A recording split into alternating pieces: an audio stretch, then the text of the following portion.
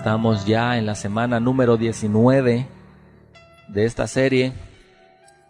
Vamos a leer el Salmo 23, hermano, por favor, y luego vamos a meditar en una virtud más, en una cualidad más, en una característica más de nuestro precioso Dios. ¿Lo tienes, hermano? Salmo 23, dice la Escritura, dice así: Jehová es mi pastor, nada me faltará.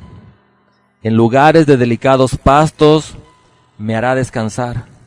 Junto a aguas de reposo me pastoreará. Confortará mi alma. Me guiará por sendas de justicia, por amor de su nombre. Aunque ande en valle de sombra de muerte, no temeré mal alguno, porque tú estarás conmigo. Tu vara y tu cayado me infundirán aliento. Aderezas mesa delante de mí, en presencia de mis angustiadores. Unges mi cabeza con aceite, mi copa está rebosando. Ciertamente el bien y la misericordia me seguirán todos los días de mi vida, y en la casa de Jehová moraré por largos días. Mi amado hermano, ha habido una palabra que se ha mencionado en repetidas ocasiones en este lugar, y esa palabra es la palabra reforma. Y le doy gracias a Dios porque no solamente se ha mencionado en este lugar, esa palabra se ha mencionado en otros lugares del mundo, pero dicha sea la verdad, no en muchos lugares se habla acerca de la reforma espiritual. Y nosotros estamos agradecidos con Dios porque en este lugar hemos visto cabalmente cómo esa palabra, esa promesa de Dios se ha cumplido en algunos hermanos que han sido perfectamente reformados en su ser interior. No todos, pero algunos han llegado a conocer lo que es la reforma espiritual. Así es que vivirla es muy bueno, pero también es bueno saber qué es exactamente una reforma espiritual, cómo se manifiesta y hacia dónde vamos como pueblo de Dios. Porque, mi amado hermano, no podemos como pueblo dar palos de ciego, no podemos ir al rumbo que nuestra propia conciencia nos dicta. Tenemos que ser guiados por Dios. Si la guianza es Jehová de los ejércitos, nuestro destino es un destino cierto. Pero si nos vamos a guiar por nuestras emociones o aún por nuestras buenas intenciones, te aseguro que no vamos a entrar a la tierra prometida. ¿Y sabes lo que va a ocurrir? Que vamos a estar dando vueltas en círculos sin un rumbo fijo. Escucha con atención lo que te voy a decir. Y solamente lo que sucederá es que estaremos perdiendo toda una generación sin entrar a la tierra prometida. Eso que estoy diciendo es bien tremendo, es bien grave si no entráramos a esa tierra prometida, porque nuestra guianza fuera otra cosa y no Dios. Yo hoy te voy a hablar acerca del Dios reformador. Se encuentra en el Evangelio según Marcos, y vamos a leer el capítulo 1, hermano. Del verso 1 al 11, puros unos. Marcos 1, del 1 al 11. Vamos a leer estos versículos muy conocidos para ti, pero seguro estoy que Dios tiene cosas nuevas para nosotros. ¿Lo tienes ahí? Marcos 1, del 1 al 11, mi amado hermano, dice la Escritura, a la letra dice así: principio del Evangelio de Jesucristo, Hijo de Dios, como está escrito en Isaías el profeta: He aquí yo envío mi mensajero delante de tu faz, el cual preparará camino delante de ti. Voz del que clama en el desierto, preparad el camino del Señor, enderezad sus sendas. Bautizaba Juan en el Jordán, y predicaba el bautismo de arrepentimiento para perdón de pecados. Y salían a él toda la provincia de Judea, y todos los de Jerusalén, y eran bautizados por él en el río Jordán, confesando sus pecados. Y Juan estaba vestido de pelo de camello, y tenía un cinto de cuero alrededor de sus lomos, y comía langostas y miel silvestre. Y predicaba diciendo: Viene tras mí el que es más poderoso que yo, a quien no soy digno de desatar encorvado la correa de su calzado. Yo a la verdad Os he bautizado con agua, pero Él os bautizará con Espíritu Santo. Aconteció en aquellos días que Jesús vino de Nazaret, de Galilea, y fue bautizado por Juan en el Jordán. Y luego, cuando subía del agua, vio abrirse los cielos, y el Espíritu como paloma que descendía sobre él. Y vino una voz de los cielos que decía: Tú eres mi Hijo amado, en ti tengo complacencia. Hasta ahí, hermano. Te decía hace un momento que esta palabra reforma fue algo que Dios nos prometió que haría en esta congregación. Y parecía muy lejos el cumplimiento de esa promesa, y a veces nos desesperábamos. Pero en esa desesperación entendíamos que el Señor primero lo que hace es preparar el camino, y después lo que va a hacer es cumplir cabalmente la promesa que Él había hecho aquí a este lugar, que tiene por nombre Casa de Dios. Pero hay claves, hermano. Mira, cuando yo hablo de una reforma espiritual, no pienses en otra cosa, piensa en tu vida. Piensa en cómo estás delante de Dios y qué más pretendes en tu relación con Dios. Y durante unos minutos te voy a estar dando unas claves que si tú las sigues, hermano, te aseguro que tu vida será tremendamente reformada. ¿Quieres escuchar las claves, hermano? Ya leímos algunas, quiero que vuelvas al verso 3, por favor. Y mira la primera clave, dice: Voz que clama en el desierto, preparad el camino del Señor, enderezad sus sendas. La clave, mi amado hermano, es un clamor en el desierto. Pero este clamor, si tú lees con cuidado este versículo, es un clamor que tiene un propósito: que la gente enderece sus caminos para que pueda transitar por sendas rectas. Tu clamor tiene que tener el propósito de que la gente conozca de Dios para que enderecen sus caminos y caminen por sendas de justicia y por sendas de verdad. Esa es una clave, un clamor. Verso 4, hermanos. Bautizaba a Juan en el desierto y predicaba el bautismo de arrepentimiento para perdón de pecados. Esa es otra clave. Tu mensaje tiene que llamar al arrepentimiento. Y después que llames a la gente al arrepentimiento, la gente será bautizada en agua y después será bautizada en fuego del Espíritu de Dios. Primero agua y después fuego, pero antes un verdadero arrepentimiento. Este fuego que te estoy hablando, mi amado hermano, es el fuego que calcina, es el fuego que quema lo que no es de Dios. Es un fuego que lo que hace es que consume todas las impurezas. Y si tú leíste con cuidado estos 11 versos, después de todo esto es cuando Jesús aparece.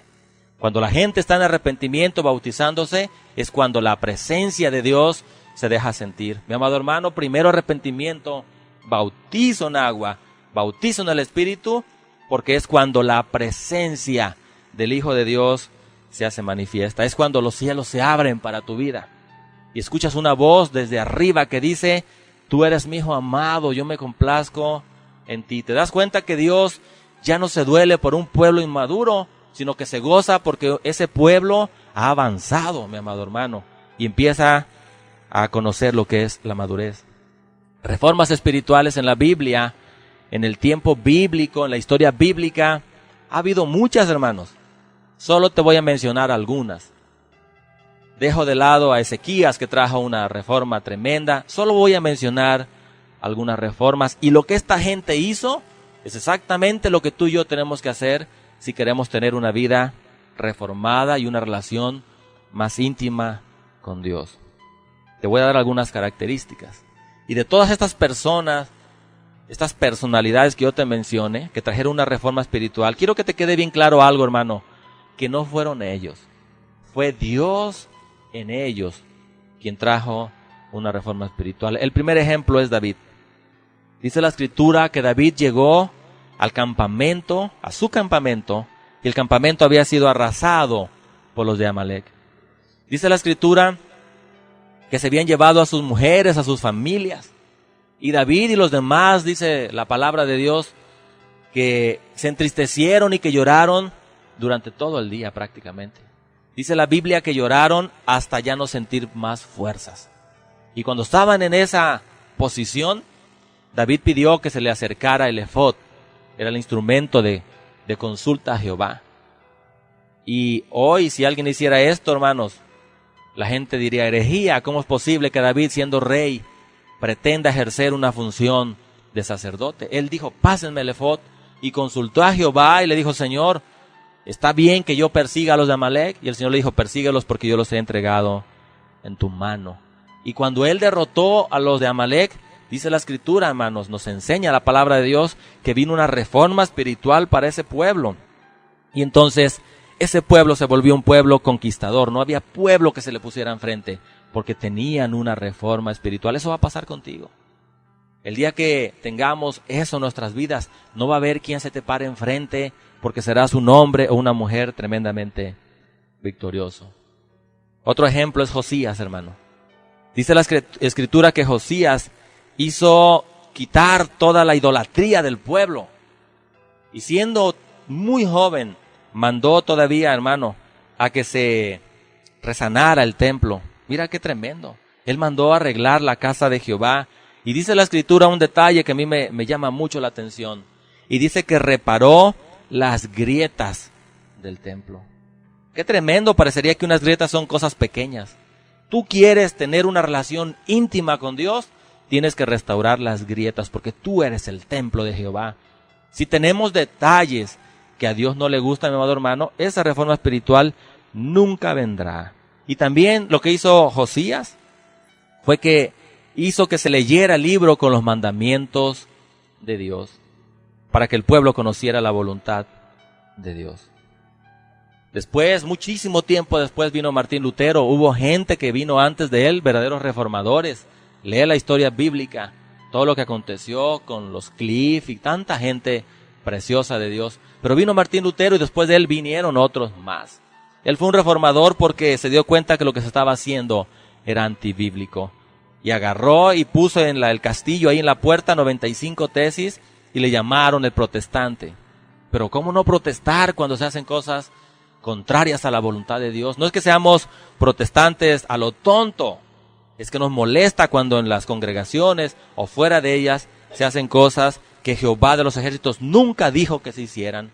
Y el llamamiento de cristianos siempre tiene que ser el mismo hacia todos los que quieran escuchar el mensaje: volver a las sendas antiguas. Ese fue el llamado de Martín Lutero.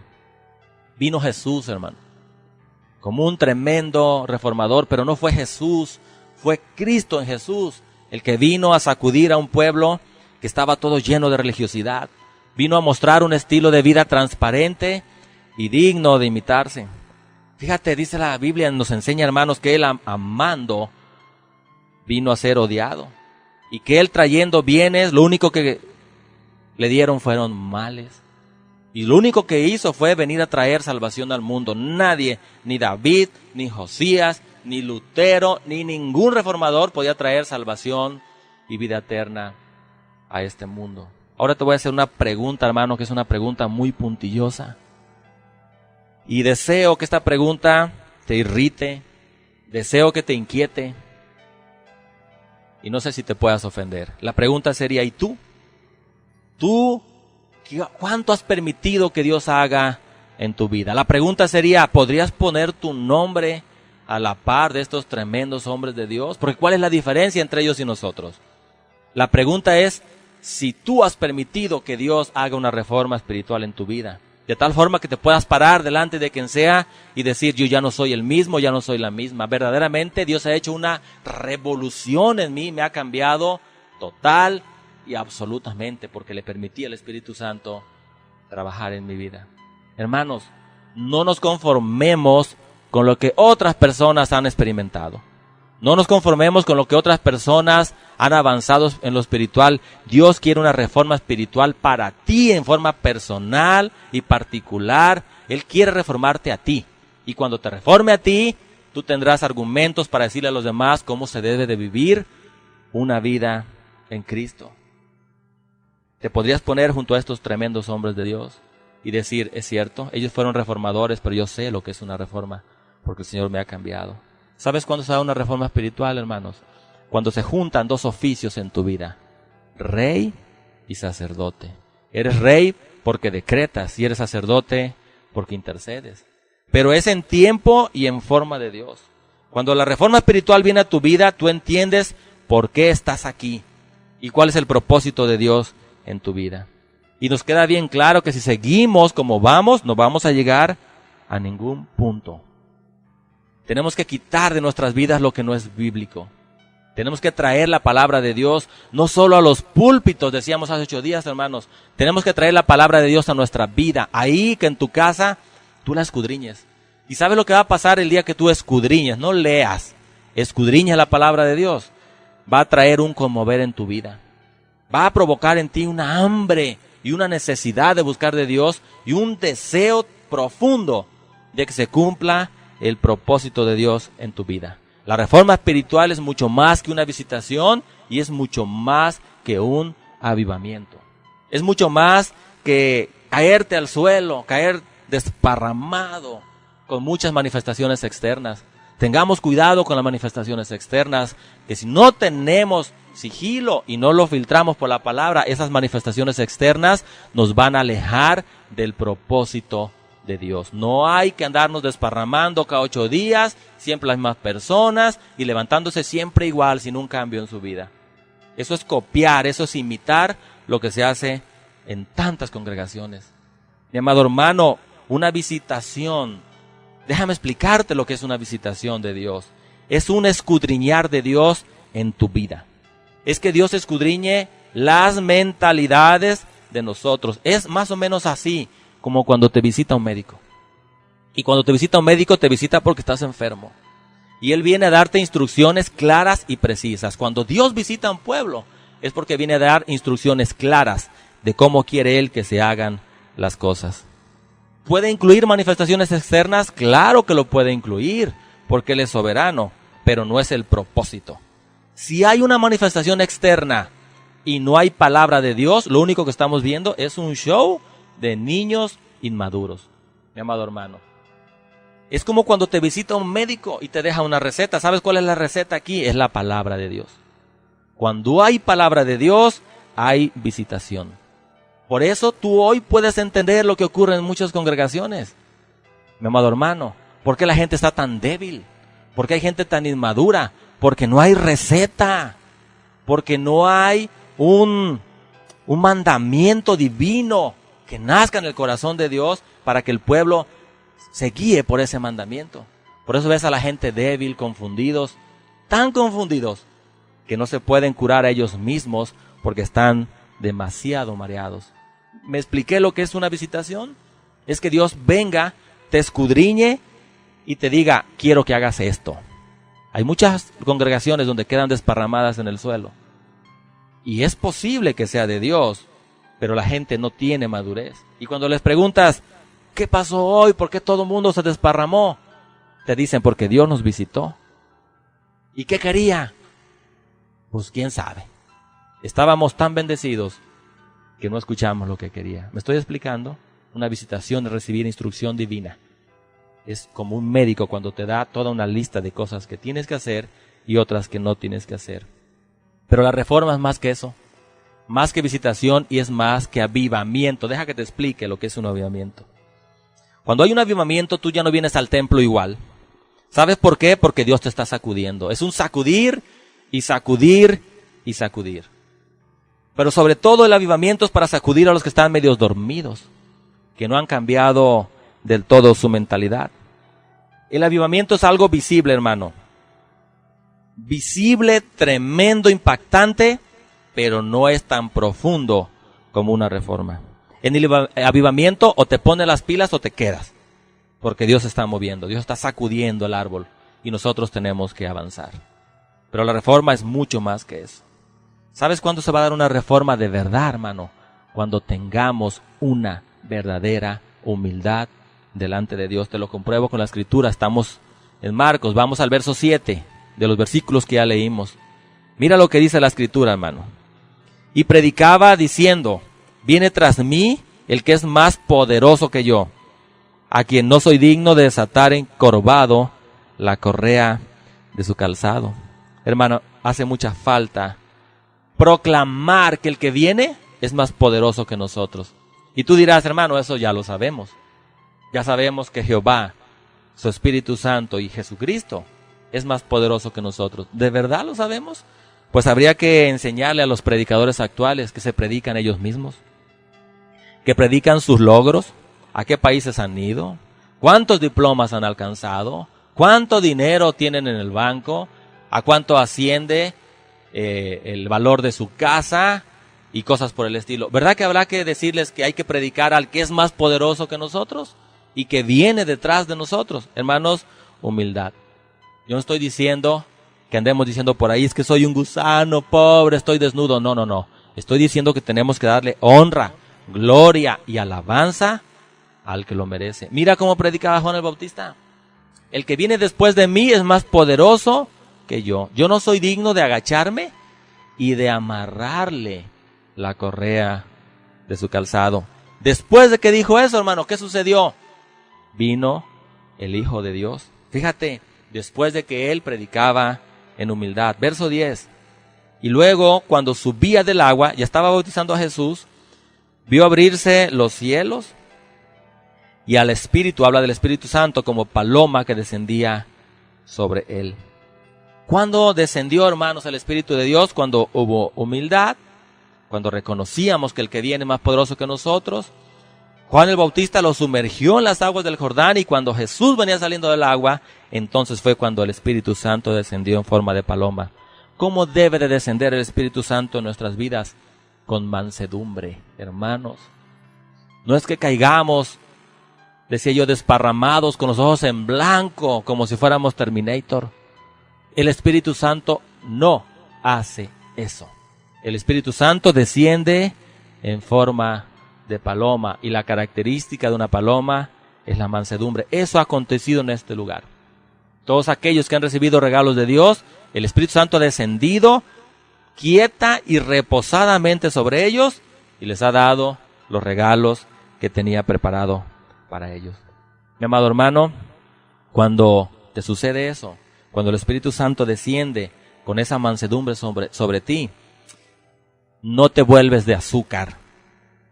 Te vuelves más fuerte, sigues siendo de hierro, eres inflexible, pero tienes dentro de ti el Espíritu Santo que es manso y que es tierno. Y ya no ves a tus hermanos en Cristo igual. Y ya no besas a tu esposa o a tu esposo igual. Ya no abrazas a tus hijos igual, porque Dios te ha reformado toda tu vida.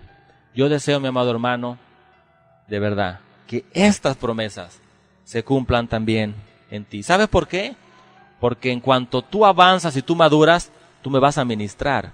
No solo a través de los dones, me vas a ministrar a través de la madurez que has alcanzado. Si a ti te va bien, a mí me va bien. ¿Sabes por qué? Porque te amo. Y yo nunca voy a sentir envidia. Y los que tienen dones y otros que van a recibir, nunca van a sentir envidia de lo que Dios le ha dado a otros, porque nos amamos. Y dice la Escritura que el amor no tiene envidia, que el amor no es jactancioso. Nos gozamos cuando la gente avanza, porque nosotros somos bendecidos. Te voy a dar un consejo de parte de Dios, hermano. Ora en la semana y dile: Señor, yo quiero eso que se predicó el domingo. Yo quiero ser verdaderamente reformado, verdaderamente transformado. Y quiero seguir todas esas pistas, todas esas claves que yo escuché.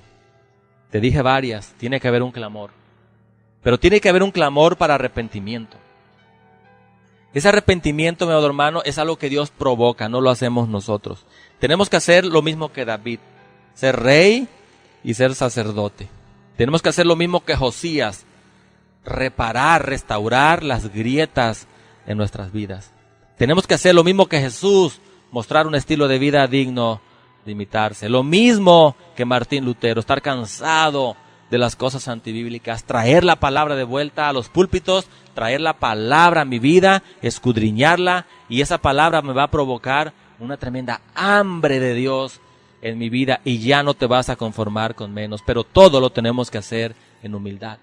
Cuando hagamos esto, hermano, veremos la presencia de Jesús, el Hijo de Dios, en nuestras vidas. Y primero es bautizo en agua y después es bautizo con el Espíritu Santo. Amén, mi amado hermano. Humildad por el amor de Dios. Y este audio escúchalo más de una vez.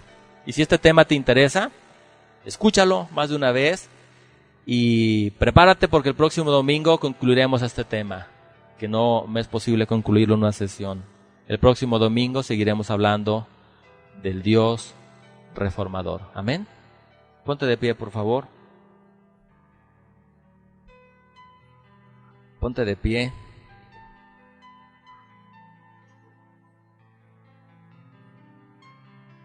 Vamos a orar. Necesitamos esto en nuestras vidas, hermanos. Una reforma espiritual. Cierra tus ojos. Cierra tus ojos. El Espíritu a liberar, Cierra tus ojos. a dar amor. Padre, en el nombre de Jesús, gracias, Señor, por tu palabra. Hoy es una buena oportunidad. Gracias. No nos queremos conformar con venir al culto, No importa qué tan malo porque año va y año viene y podemos estar perfectamente igual. crees que eres. Siempre podemos Necesitamos ser reformados. Y la única forma es con un clamor en el desierto. Una oración de arrepentimiento. De decirle al Señor, es cierto, he hecho las cosas a medias. Es cierto, soy el templo de Jehová, pero tengo muchas grietas. Tengo muchos detalles que arreglar contigo, Señor. Y eso solo se hace ahí en el desierto, tú y yo solos. En humildad, proclamando que tú eres más poderoso que nosotros. Que no somos dignos ni siquiera de agacharnos para amarrarte los zapatos, Señor, tus sandalias. Tenemos que ser reyes y sacerdotes para mostrar un estilo de vida que a la gente se le antoje imitar. Y dando bienes, estoy seguro que recibiremos muchos males. Y amando más, vamos a ser amados menos, como Jesucristo de Nazaret. Nos queda claro que eres tú en nosotros, Señor. Tú en nosotros. Cuando hagamos todo esto, veremos que se acerca el Hijo de Dios. Y veremos cómo el Espíritu Santo desciende con mansedumbre sobre nosotros. Santo Dios, si todo está en tu palabra, solo basta escudriñarla para entender cuáles son las claves. ¿Por qué David fue tan bendecido? ¿Por qué Josías fue tan bendecido? ¿Por qué Jesús de Nazaret fue tan bendecido? La pregunta es, ¿yo quiero ser bendecido? Aquí están las claves, los principios bíblicos para ponerlos por obra. Perdónanos, Señor, a veces nos sentimos muy poderosos. Y hoy hay mucho predicador poderoso que predica sobre él, sobre su persona. Hay tanta gente que escucha mensajes que no nacen en tu corazón, Señor. No, absolutamente no. El profeta lo dijo muy bien. Yo los bautizo en agua, pero el que viene detrás de mí los bautizará con Espíritu Santo y fuego. Se llaman dones, se llaman regalos que descienden de arriba. Gracias, Señor, por estos principios espirituales que los podemos compartir hoy. Faltan más, pero qué bueno sería orar y decirte, yo quiero eso, Señor, porque hay unas grietas aquí en mi vida. Y cuando el agua desciende de arriba, no se retiene porque tengo grietas. Necesito restaurar primero mi vida. Necesito restaurar mi relación contigo. Y todo lo demás vendrá como consecuencia por añadidura. Te alabo, Señor. Y te bendigo y exalto tu poderoso nombre. Solo tú eres digno de recibir la alabanza de tu pueblo. Nadie más. No podemos predicar sobre nuestros diplomas y estudios teológicos. Tenemos que hablar del Cristo vivo. que trae en su mano un rastrillo y que va a raer su era. Y que si la prédica de Juan el Bautista no les gustaba, la prédica de Jesús les iba a gustar menos. Bendigo tu nombre, Señor. Si hoy derramaras agua y agua y agua sobre tu pueblo, ¿cuántos quedaríamos vacíos por esas grietas que están todavía en el templo? Gracias, Señor, por tu palabra. Gracias por tu palabra. Gracias por tu presencia. Gracias por tu Espíritu Santo. Gracias por tus mandamientos. Gracias por mostrar tu voluntad en nuestras vidas. Solamente un sordo y solamente un necio no atendería tus mandamientos, tu consejo.